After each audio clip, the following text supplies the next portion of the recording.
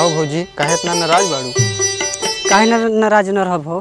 तोहार भैया जानत हो बहुत खराब हो। काहे भौजी काहे हमरे भैया कैसे कहत हो?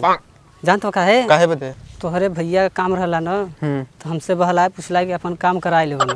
काहे? हमके नैहर जाए के बाद आज गायब हो बाया। छोड़ा जाए दा भौजी नाही बाया तो हम छोड़ देते ही ना। तोहार भैया रहता न हाँ बात कुछ और अलग रहा पहले के जाते नैहर।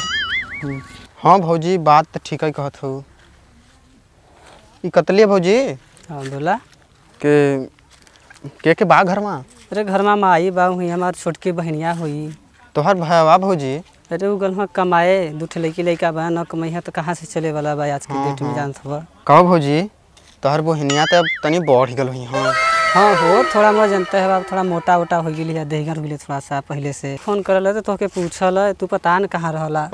हम कहीं चल गए रहिला घूमत टहरा जनता है बाबू भौजी अब का करी। अरे यार घरे रहती तो बात करती। का कथवा हो देवर जी? कुछ नहीं तब चला भौजी धूप उप लगत ह तब कहीं छावा रुक के तब फिर चलाई। का भौजी तोहर घरवा कितना दूरी हो? अरे आई न गल हो का घरवा? अरे बनाई घाम लगता कितना दूरी बताओ ताऊ। अरे चला आ गेल ज्यादा दूर ना हो। चलो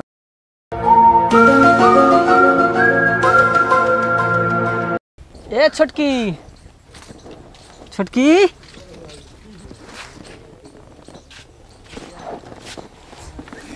अरे थक गेली भौजी।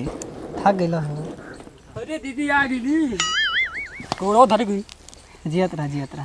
अरे जियो अलवा का तो पानी वानी ले आई। भौजी हम अबे आवत आई ना चलते तनी दर दुकाने होई आई।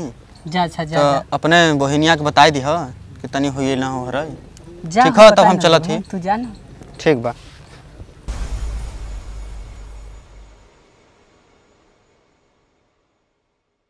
कहाँ गई ना छोटका?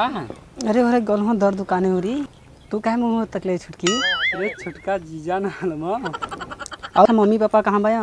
ये गलवा खेते पर का होता खेते पर? मरचा कोड़ाता।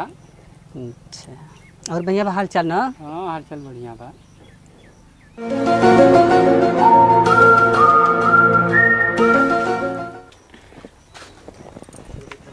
बैठा और बताओ हाल चाल? ठीक बा। कपड़वा कैसे तो ऐसे न पहन चलवा। अरे बहनी सुनो ना बच्ची जानते उनके कुछ काम हो गया यही सुनाइए नहीं रास्ता में रहना हो तो चलिए ना हो तब जाते मम्मी से भेंट उठ कैले हैं तब से ना पानी नहीं पियाबा। हाँ जो भेंट के लिए आप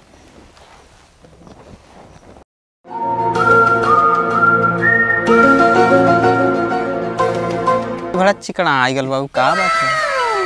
काहे करिया हो जात बड़ू हो? अरे मरचा का सीजन चलता जनते हवा घास फास निकाले खोला ना। हाँ वो बात तो चिकन आई जा। और सब बढ़िया बना? हाँ बढ़िया भाई पनिया पीला।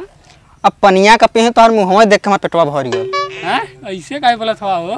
दुका तुम्हारे खातिर कुछ बना के लिए आवत थी। जा अब का कहीं सलियो मिलल तो बुजरी करिया मिलल। ओहो हवा में देखली कैसन तो गोर रही करिया कैसे हो गया हमके नहीं समझ आवत। सत्यानाश हो गया। चनी अब घरे ऐसा करिया साली है चनी।